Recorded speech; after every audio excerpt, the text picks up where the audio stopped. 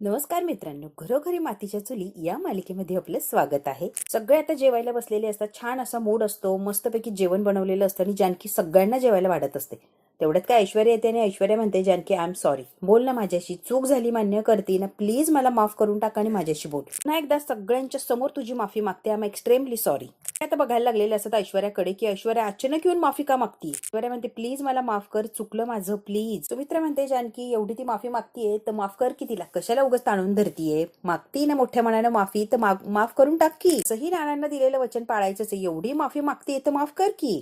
जानकी माफ कर please please, त्या वाटणीचा हिस्सा देऊ नको पण प्लीज मला माफ करून टाक. मित्र आता मध्ये मध्ये बोलतच असते. एवढ्या वेळा कोणी माफी मागत नाही, ती मागती ना तर कर ना ग माफ तिला. बिचारी एवढी कशी गायवाया करते, माफ कर करून टाक की माफ. मित्र म्हणते, मी तुझ्यावर रागवले होते, तुला माफ केलं की नाही, विसरले की नाही सगळं, तू सुद्धा माफ करून टाक, विषय मिटव, चल पटकन तिला माफ कर. लगेच शर्वरी म्हणते, आई काय झालंय तुला, इतक्या लवकर विरघळली म्हणजे काय शरू. जानकीने सिद्ध केलं, मला जी दिसली होती ती बाई जानकी नव्हतीच, दुसरीच कोणीतरी होती. मग मला विश्वास बसणारच ना. सुमित्राला तो प्रसंग आठवलेला असतो की देवघरात देवपूजा करत होती जानकी आणि किचन मध्ये होती अवंतिका. मला असं वाटलं की देवघरातच अवंतिका आहे, म्हणजे मी फसले की.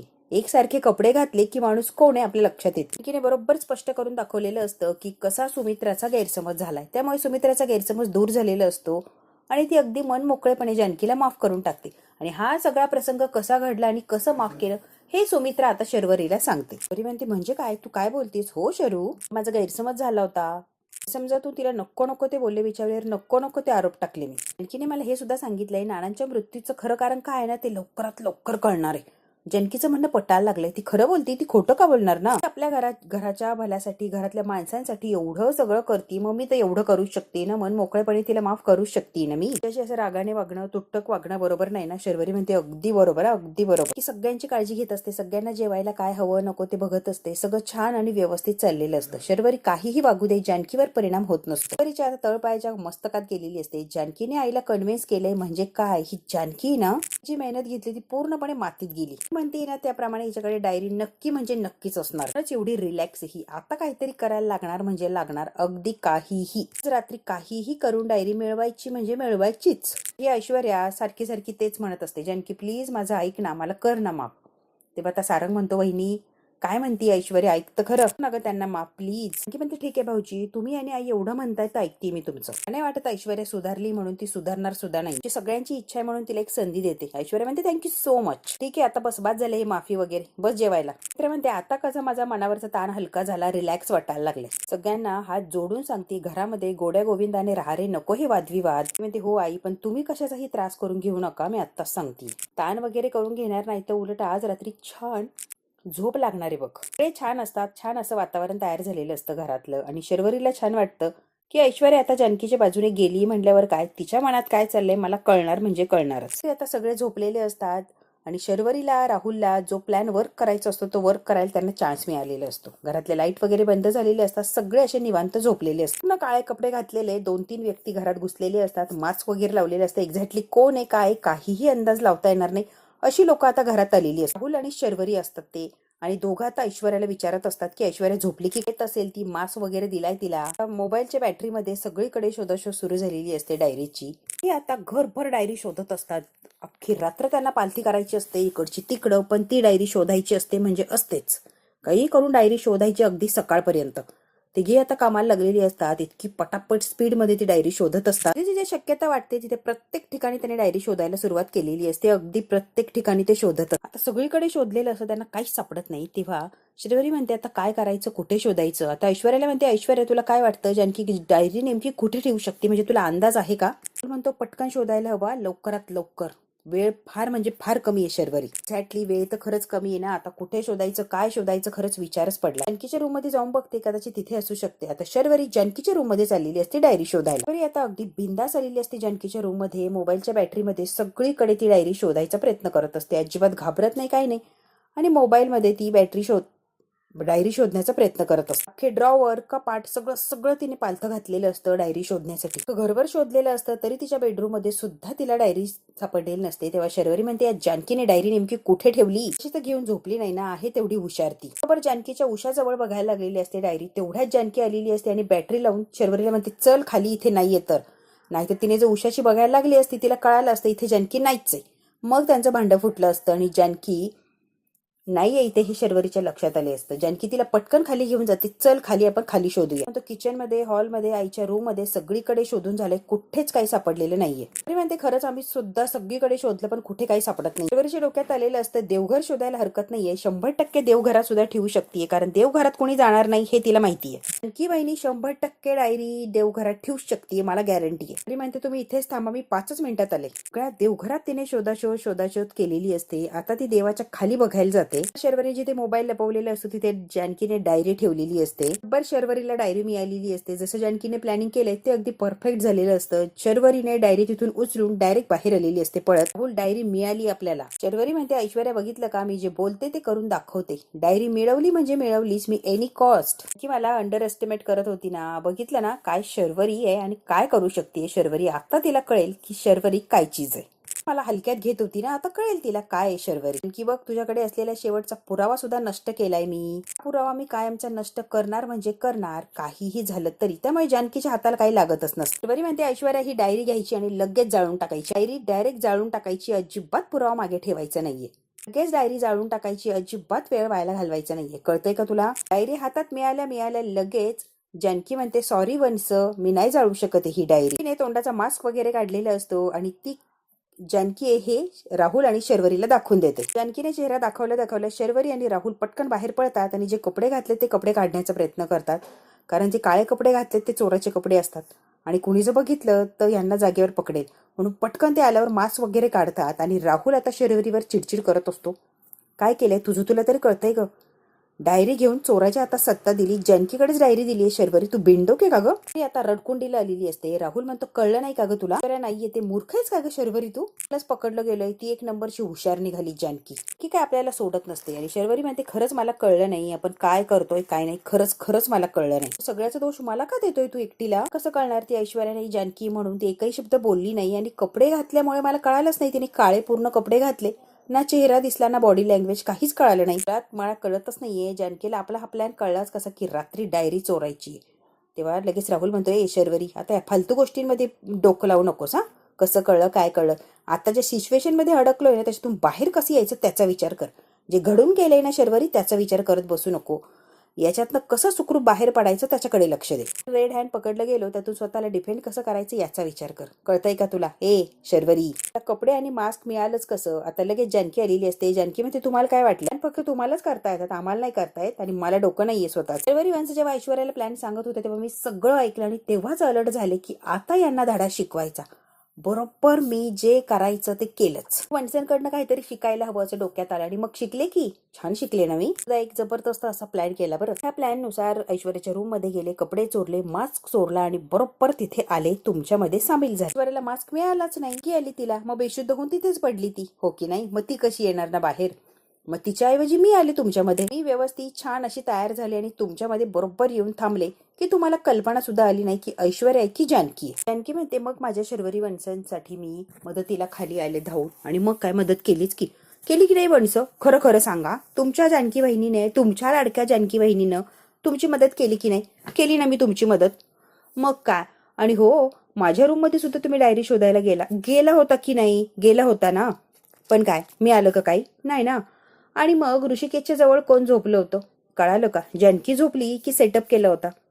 मला माहिती होतं तुम्ही माझ्या रूम मध्ये 101% जाणार.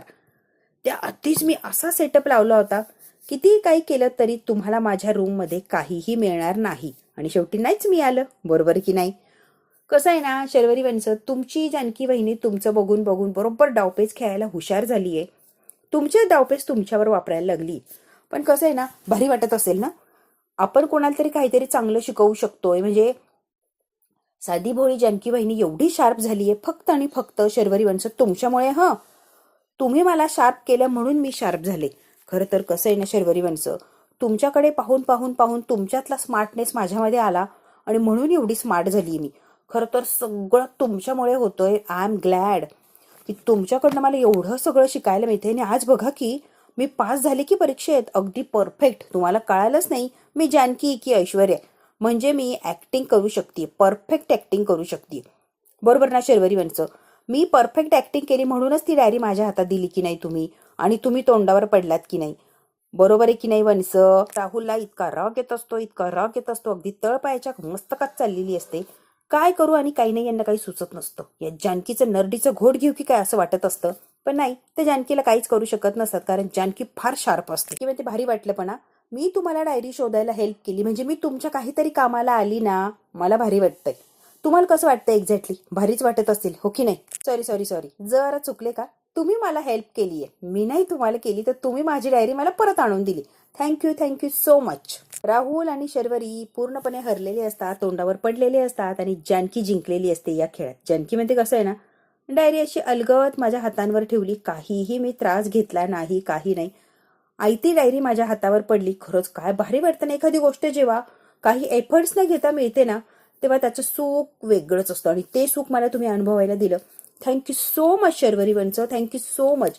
जानकी अशी जिरवत असते ना राहुलची आणि शर्वरीची, त्यांची बोलती तर बंद झालेलीच असते, त्यांच्याकडे पर्यायच उरलेला नसतो. त्यांचं असं छान गोड गोड मस्त मस्त वागत राहा बरं का. परत असे एफर्ट्स घेऊ नका, डायरी शोधायची फिदायची असं काहीही शोधायला जाऊ नका. वंच, पण असं छान वागलात ना, मला आवडता तुम्ही. असं छान छान वागायचं म्हणजे मला तुम्ही आवडता म्हणजे आवडताचा आत्ताच सांगते. आणखी म्हणते डायरी शोधण्यासाठी आकाश पाताळ जरी एक केलं तरी डायरी तुमच्या हाताला लागणार नाही म्हणजे नाही, एवढी तर मी गॅरंटी देऊ शकते. अगदी काहीही झालं तरी डायरी तुमच्या हाताला लागत नसते, गॅरंटी माझी. All the best once, bye. की मोठ्या तोरामध्ये ऍटिट्यूड मध्ये तिथून निघून गेलेली असते, कारण तिने बाजी मारलेली असते. राहुल आणि शर्वरीला त्यांच्या डावात तिनेच हरवलेलं असतं, त्यामुळे ती फार एन्जॉय करत असते. म्हणतो शिट, या जानकी रात्र ना मी काही सोडत नसतो. पुढं सगळं घडलेलं असतं, शर्वरी एकही शब्द बोलली नसते, कारण जानकीने तिला बोलावा असा चान्स ठेवलेलाच नसतो, तोंडावर पाडलेलं असतं, कात्रीत पकडलेली असते. बरोबर शर्वरी अशी अडकलेली असते की आता काही झालं तरी ती जानकीपासून सुटू शकत नाहीये. जानकीने असं तिला अडकवलेलं असतं की तिच्याकडे बोलण्यासारखा एकही पॉइंट उरलेला नसतो. बरोबर ती अडकते आणि तिच्याच गोळ्यात ती फसलेली असते. खरं तर आता राहुल आणि शर्वरी यांच्याकडे बोलावं किंवा जानकीला पलट उत्तर द्यावं असं त्यांच्याकडे काहीच नसतं. जानकी तिथून निघून गेलेली असते आणि दोघं मात्र हातपाय आपटत तिथेच उभे राहिलेले असतात, कारण त्यांच्या हातात जानकीने काही ठेवलेलंच नसतं. फक्त चिडचिड करणं एवढंच त्यांच्या हातात असतं, कारण बाजी तर जानकीने मारलेली असते, डायरी सुद्धा जानकी घेऊन गेलेली असते आणि तोंडावर मात्र राहुल आणि शर्वरी पडलेले असतात. ह्या रात्री आता सुमित्रा आलेली असते पाणी घेण्यासाठी बाहेर. तिच्या रूम मधलं पाणी संपतं, मग ती किचन मध्ये पाणी आणायला चाललेली असते. म्हणते घराचा दरवाजा उघडा कसा आणि लाईट वगैरे लावलेत, हे काय चाललंय? दरवाजा उघडाच कसा आहे? ऋषिकेश ऋषिकेश सुमित्रा जोर जोराने किंचाळायला लागलेली असते. कारण की ऋषिकेश पटकन कुणीतरी खाली या खाली या. सुमित्रा सारंग लवकर बाहेर या, हे काय चाललंय? सगळे चाललेले असतात. घराचा दरवाजा उघडाय म्हटल्यावर सुमित्रा घाबरलेली असते. दरवाजा कसा उघडाय? आता शर्वरी राहुल त्यांच्या रूम मध्ये येतात. अवंतिका म्हणते आई काय झालंय? अगं दरवाजा उघडाय बघ की. सगळे चाललेले असतात अगं घाई गडबडीने. काय झालंय आई, काय झालंय? अरे घराचा दरवाजा उघडाय, मध्यरात्री दरवाजा उघडाय, घरात कोणी शिरलं तर नसेल ना? घराचा दरवाजा उघडाय इतक्या रात्री? जानकी म्हणते कारण आपल्या घरात 2 चोर आले होते आई, म्हणून तो दरवाजा त्यांच्याकडनं उघडाच राहिलाय. आले आतमध्ये पण दरवाजा लावायचं विसरले ते. म्हणतो काय बोलतेस, चोर? हो ऋषिकेश, चोर शिरले होते. सारून म्हणतो चोर वहिनी? हो 2 चोर आले होते. सांगतेस? हो आई अगदी खरं सांगते मी, चोरच आले होते, विश्वास ठेवा. नशीब मी जागी होते म्हणून मला कळालं की घरात चोर शिरले, नाही तर वाटच लागली असती. आणि आपल्या घराचा दरवाजा कसा उघडला सांगा बरं? ही चोर बाहेरचे थोडी होते, घरातलेच होते, म्हणूनच दरवाजा उघडला ना. राहुल आणि शर्वरीला बरोबर अक्कल जागेवर आणण्यासाठी धडा शिकवायला लागलेली असते जानकी. इतकी घाबरलेले असतात ते. जानकी म्हणते आई सगळं स्पष्टपणे सांगते, सगळं समजेल ना असं सांगते, तुम्ही शांत व्हा आधी, बसून घ्या, वाटलं तर मी सगळं काही सांगते. मी सगळं ऐकल्या म्हणजे सगळं सांगितल्यावर आणि तुम्ही ऐकल्यावर तुम्हाला वाईट वाटणार, विश्वास बसणार नाही याची गॅरंटी आहेच मला. तरी सुद्धा ऐका, मी जे सांगते ना आई ते अगदी खरं खरं, यात काहीही चुकीचं नाहीये. आपल्या घरात जे काही 2 चोर घुसले होते ते दुसरे तिसरे कुणी नसून शर्वरी वंश राहुल भाऊजी होते. एवढ्या रात्री चोर म्हणजे ते दोघंच आपल्या घरात घुसले होते. काय बोलते जानकी, तुझं तुला तरी कळतंय का? त्यांना जबरदस्त असा धक्का बसलेला असतो जेव्हा शर्वरीचं आणि राहुलचं नाव घेतलं जातं सगळ्यांच्या समोर. सगळ्यांना जबरदस्त असा धक्का बसतो, एकमेकांच्याकडे सगळे बघायला लागलेले असतात. जानकी म्हणते कुणीच धक्का बिक्का बसून घेऊ नका, मी जे सांगते ते खरंय, अगदी खरंय. ते दोघं खरंच आले होते आणि ही रिअल फॅक्ट आहे. शर्वरी माणसांच्या विरोधात माझ्याकडे जे काही पुरावे होते ना ते त्यांनी सगळे सगळे नष्ट केले. आतापर्यंत नष्टच करत आल्या, एकही पुरावा माझ्याकडे ठेवला नाही. त्यांना सांगितलं की माझ्याकडे अजून एक सबळ पुरावा आहे, नानांची डायरी माझ्याकडे. माणसं अलर्ट झाल्या आणि बरोबर नानांची डायरी मिळवण्यासाठी धडपड करायला लागल्या. काही करून नानांची डायरी मिळवायची होती, कारण नानांची डायरी मिळवली तरच त्या निर्दोष आहे हे सगळ्यांना कळणार. आणि नानांची डायरी जर माझ्या हाती होती आणि मी जे सगळ्यांना दाखवत होते तर त्या दोषी आहे हे सगळ्यांना कळणार होतं. स्वतःला वाचवण्यासाठी वंशाने जीवाचं रान केलं आणि ती डायरी मिळवण्यासाठी अगदी राहुल आणि शर्वरी चोर म्हणून आपल्या घरात आले. त्यांच्या बाबतीत जे काय घडलंय नानांनी सगळं डायरीत लिहून ठेवलं असं वंशांना सांगितलं. आणि वंश काय मग बावळटसारखं लगेच शोधायला सुरुवात झाली की नानांची डायरी काही करून मिळवायची. काही किंमत मोजायला लागली तरी चालेल, ती डायरी आपण मिळवायची म्हणजे मिळवायचीच. नानांची ती डायरी तो पुरावा नष्ट करण्यासाठी शर्वरी वंशने जबरदस्त असा प्लॅन आखला. आई, तो प्लॅन ऐकला तर तुमच्याही पायाखालची जमीन सरकेल असा जबरदस्त प्लॅन शर्वरी वंश आणि राहुलने आखला. रात्री जेव्हा सगळे गाढ झोपलेले असतील ना, तेव्हा आपण डायरी शोधूया असा या दोघांचा प्लॅन होता. सगळे झोपलेले, सगळे गाफील, तेव्हा आपण डायरी शोधायची म्हणजे शोधायचीच आहे. नशीब माझं किंवा आपलं, शर्वरी वंश जेव्हा हा प्लॅन डिस्कस करत होत्या तेव्हा मी सगळा प्लॅन ऐकला होता. म्हणजे त्या रात्री काय करणारे आणि काय नाही मी सगळं ऐकलं होतं. नानांची डायरी चोरणारे, मग काही ती डायरी जाळून टाकणार, मग माझ्याकडे काहीच पुरावा राहणार नाही. त्यांनी जो काही प्लॅन, जेवढा काही प्लॅन केला तो सगळा मी ऐकला होता. मी सुद्धा यांच्यात सामील झाली आणि यांच्याच सारखा पेहराव केला. यांनी जे कपडे घातले, यांनी जो मेकअप केला, अगदी तसंच सगळी काही तयार झाले. त्यामुळे मी यांच्यातलीच एक आहे असं यांना वाटायला लागलं आणि यांनी अगदी बिनधास्त माझ्यावर विश्वास ठेवला. ती शोधायला यांना खोटी खोटी मदत करू लागले आणि गाफील होऊन यांनी सुद्धा मला सामील करून घेतलं. की गाफील झाल्या आनंदाच्या भरात ती डायरी माझ्या हातात दिली आणि डायरी नष्ट कर असं त्या म्हणाल्या. इतक्या एक्साइटेड होत्या की डायरेक्ट त्यांनी डायरी मला देऊन टाकली. शर्वरी वंश, राहुल भाऊजी यांनी डायरी शोधण्यासाठी इतका खटाटोप केलाय की तुम्ही कल्पनाच करू शकत नाहीये. खूप त्रास घेतलाय त्यांनी. याचा अर्थ गुन्हेगार हे दोघंच हे सिद्ध होतंय की यांनी नानांचा खून केलाय म्हणूनच धडपड करताय नाही. यांना नानांची डायरी कुणाच्या हाताला लागू द्यायची नव्हती म्हणूनच यांनी एवढे एफर्ट्स घेतले. हे सिद्ध होतंय की आता मला काही पुराव्याची फिराव्याची गरज नाहीये असं वाटायला लागलंय. शर्वरी म्हणते, जानकी बाईंनी तुझं बोलून झालं असेल तर मी बोलू का? झालं असेल तुझे ड्रामेबाजी करून, हे खोटं नाट्य सांगून, तर बोलू का मी आता? तू खूप बोलली आणि मी खूप काही ऐकलं, आता मी बोलू का जरा? म्हणजे तुझं झालं असेल तर. म्हणते वंश, नक्कीच बोला, प्रत्येकाला चान्स मिळालाच पाहिजे आणि तुम्हाला का नाही मिळायला पाहिजे? तुम्हाला तर मिळायलाच हवा. बोला काय बोलायचंय, काय सांगायचंय, काय नाटकं करायची आहेत ना, करून घ्या. मी इथे या घरात आल्यापासून वहिनीच्या डोळ्यात खुपतीये. काही झालं तरी वहिनीला मीच दिसते आणि मलाच टार्गेट करते अगदी पहिल्या दिवसापासनं. काही झालं की शर्वरी, तिचं आणि माझं काय वैर आहे मला ते माहित नाही, पण मला बघितलं की मला कधी ती टार्गेट करेल तिला असं होत असतं. एक्झॅक्टली पहिल्या दिवसापासून आत्ताच्या दिवसापर्यंत ती माझ्या माघारी लागलीये. आणि आता तर काय प्लॅन लावते, तर घरात चोर शिरले, राहुल आणि शर्वरी, आणि काय नानांची डायरी वगैरे चोरण्याचा प्रयत्न केला. काहीही बोलत सुटली ती. कोर्स त्याला रिझन असणार आहे ना. तिच्या डोळ्यात मी खुपतीये, त्याला रिझन आहे म्हणजे आहेच. तेव्हापासून मी माझा हक्क मागितला, माझा हिस्सा मागितलाय ना, तेव्हापासून जानकीच्या मी डोक्यात बसलीये की प्रॉपर्टीतला हिस्साही मागायला आलीये ना, मग हिला टार्गेट करायचं म्हणजे करायचं हे जानकीने डोक्यात फिट केलंय. मला हिस्सा द्यायला लागू नये म्हणून मला जेलमध्ये पाठवायचं एवढं एकच टार्गेट तिच्या डोक्यात आहे. काहीही करायचं आणि शर्वरी दोषी आहे, तिने खून केला आणि तिला जेलमध्ये जायला हवं एवढं एकच तिच्या डोक्यात आहे आणि त्यासाठीच ती धडपड करते. काय होणार, तिला कोणी काही विचारणार नाही, कोणी काही विरोध करणार नाही आणि जानकीला सगळी मनमानी स्वतःच्या मनानुसार करायला लागणार. तिला कोणी रोकटोक करणारच नाही ना. म्हणून मला घरातून बाहेर घालवण्यासाठी अंतःकरणापासून प्रयत्न करते. अडकवण्यासाठी हा ट्रॅप तिने रचलाय अगदी परफेक्टली. की म्हणते वंश बासा, स्वतःवर आलं ना की काहीतरी पळवाटा शोधायचा, गावा करायचा, ड्रामेबाजी करायची, सगळ्यांना इमोशनल ब्लॅकमेल करायचं आणि आपण अलगत निसटून जायचं. एवढंच येतं आणि आतापर्यंत तेवढंच केलंय तुम्ही, बरोबर ना? मला माहिती होतं तुमचा मुद्दा सिद्ध करण्यासाठी असाच कांगावा करणार, असंच खोटं नाट्य बोलणार, पण माझ्याकडे यापेक्षाही मोठा, सबळ, धमाकेदार असा पुरावा आहे. त्यावेळेला मी गाफील राहिलेली नाहीये किंवा तुमच्या कोणत्याच प्लॅनमध्ये मी अडकलेली नाहीये. मी सुद्धा जानकी आहे. तुम्हा दोघांनाही गाफील ठेवून घरामध्ये हिडन कॅमेरे बसवलेत मी. तर हिडन कॅमेऱ्यामध्ये सगळंच कॅप्चर झालंय ना, बरोबर ना शर्वरी वंश? तुम्हाला दोघांना सुद्धा आता कळेलच की नकळत तुम्ही काय आणि किती खालच्या पातळीला जाऊन काय वागला. दोघांचे प्रताप या मोबाईलमध्ये बघा की. आता स्वतः बघायला लागलेली असते स्वतःचेच प्रताप. ही खरं सांगते की खोटा व्हिडिओ बनवला. कॅमेऱ्यामध्ये अगदी स्पष्ट दिसत असतं राहुल शर्वरी जानकीला डायरी देत आहे. शर्वरीने ते बघितल्यावर ती म्हणते, यात तर फक्त जानकीचा चेहरा दिसतोय. मूर्ख जानकी स्वतःच्याच प्लॅन मध्ये स्वतःलाच अडकवण्याचा प्रयत्न करते आणि म्हणे आम्ही चोर आहोत. स्वतःच दिसतीये फक्त कॅमेऱ्यात, आम्ही तर दिसतच नाही आहोत. जानकी वहिनी आणि बाकीचे हे दोघे कोण हे आपल्याला माहित नाहीये.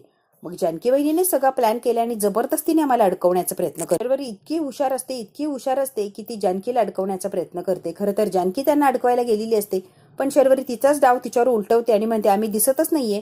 खरं तर हे दोघे कोणी हे तर कळत नाहीये, पण ही जानकी वहिनी हे कळतंय.